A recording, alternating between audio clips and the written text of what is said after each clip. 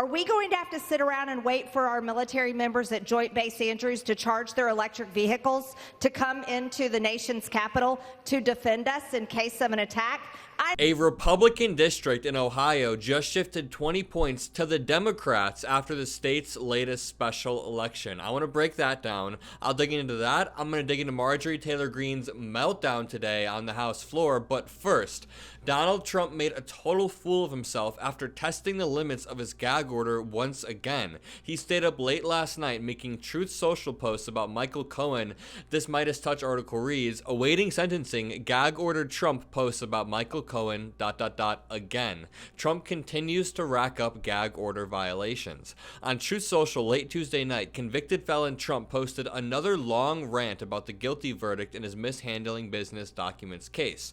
Trump's post took a dig at witness Michael Cohen, his former lawyer, who Trump used to funnel hush money payments, disguising them as legal expenses. And what Donald Trump said is, I'm not going to read the whole thing, but corrupt Soros-backed Manhattan DA Alvin Bragg, at the direction of crooked Joe Biden and his DOJ, has always known that there was no crime in the case he filed against me. He didn't even want to bring this zombie case, but when forced to attack me for election interference purposes, Bragg attempted to make it look as bad as possible by stacking the counts, a total scam. He said the prosecutors made up 34 counts out of 11 checks, 11 invoices, and 12 entries. He later says even the invoices said legal retainer. Why? Because that's what it was, a payment to a then fully accredited lawyer. So Donald Trump is now completely lying about the case, completely distorting the facts. MeidasTouch reads, Trump referred to as, quote, then fully accredited lawyer. That's a reference to Cohen, which Trump is barred from doing.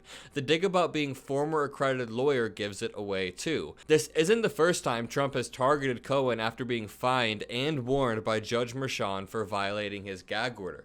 Trump's gag order violations could be addressed at his sentencing on July 11th, just days before the RNC is set to select their nominee. Remember, Donald Trump did not make a simple legal payment to Michael Cohen. He made a reimbursement in the most fraudulent way possible. But this Newsweek article reads, Ohio election shock as Republican district shifts 20 points to the Democrats. A Republican district in Ohio has shifted 20 points to the Democrats in the state's latest special election.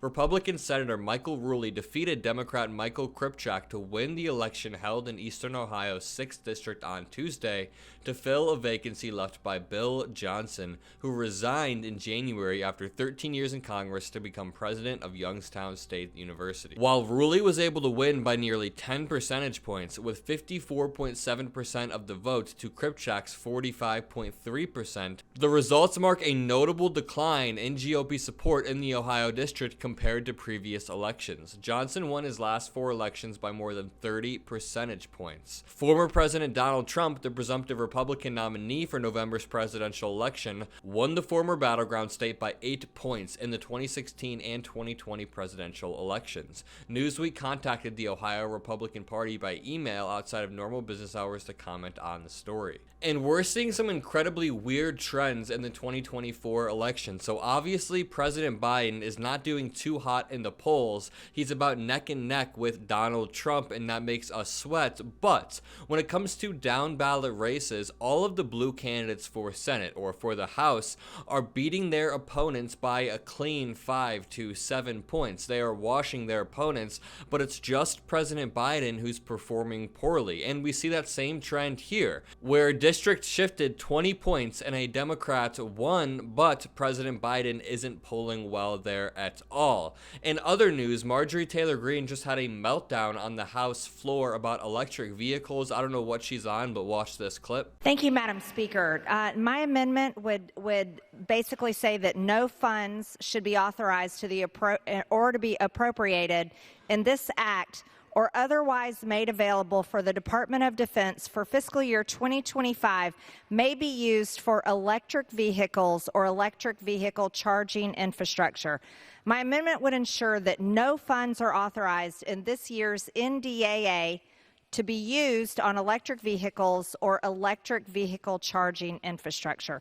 So Marjorie Taylor Greene doesn't want any of the money going towards the Department of Defense to be authorized for electric vehicles or electric vehicle charging stations, and this is just a terrible idea. It's Marjorie Taylor Greene putting her culture war rhetoric over the actual strength and efficiency of the U.S. military, because if the U.S. military does end up needing some sort of electric vehicle that they must buy or mass produce, and then they don't have the proper funding authorized, and Marjorie Taylor Greene is the reason why, then our U.S. military could be behind, they could be lagging, they could be crippled, because Marjorie Taylor Greene decided to prioritize this culture war of hating electric vehicles for no other reason than to own the libs. It's disgusting, it's anti-American, and Marjorie Taylor Greene has shown a pattern of putting America last on the world stage when it comes to our military, when it comes to democracy or funding Ukraine. She puts America last. She oftentimes puts Russia first, but I won't get into that. Watch this clip. Joint Base Andrews is only 10 miles outside of Washington, D.C., in Maryland. This is the very base that if there was an attack on our nation's capital, Joint Base Andrews would be responding. Are we going to have to sit around and wait for our military members at Joint Base Andrews to charge their electric vehicles to come into the nation's capital to defend us in case of an attack? Just some brilliant stuff coming from Congresswoman Marjorie Taylor Greene. I mean, this is the type of stuff that we'd see in the replies of a Charlie Kirk tweet, and now we have a sitting Congresswoman asking if having electric vehicles will cripple our military's ability to respond to a crisis. I mean, does she also think that gas-powered vehicles just sit there empty, waiting to be filled every time they're about to be deployed? Because that's not how it works. Marjorie Taylor Greene lacks a fundamental understanding of both electric vehicles and of our military, but like I said earlier, she's waging this culture war, and that's more important than anything else. And if Marjorie Taylor Greene existed 100 years ago, she would be railing against the mainstreaming of gas-powered vehicles, because she's wired to be a conservative contrarian who rails against whatever she deems authority and who rails against progress. Watch this clip of Marjorie Taylor Greene getting fact-checked on the House floor. It's beautiful.